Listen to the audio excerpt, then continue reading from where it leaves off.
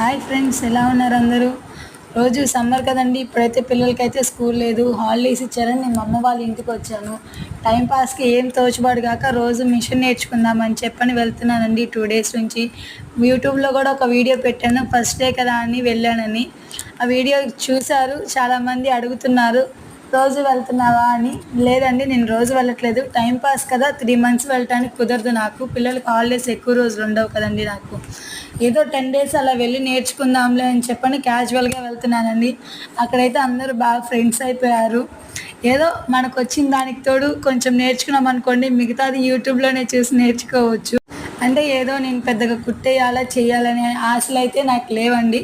కాకపోతే 2 పిల్లలు ఉన్నారు కదండి, ఇలాంటి సిచ్యువేషన్లో ఖాళీ టైంలో నేర్చుకుంటే ఏమంటే ఫ్యూచర్లో మనం కూడా ఏమన్నా ఇంట్లో చిన్న చిన్నవి కుట్టుకోవడానికి కానీ, లేదంటే ఆడపిల్లలు కానీ ఇంట్లో మనవి కుట్టుకోవడానికి కానీ యూజ్ అవుతుందని నేర్చుకుంటున్నానండి. ఏమో ఫ్యూచర్లో అంతా బాగుంటే కొంచెం టైలరింగ్ మిషన్ పెట్టుకున్నా కానీ మనకి చిన్న చిన్న అవసరాలకి మనం మగవాళ్ళని అడగకుండా మనకి సరిపోతాయి అని చెప్పని ఏదో అలా ట్రై చేస్తున్నానండి నేను కూడా.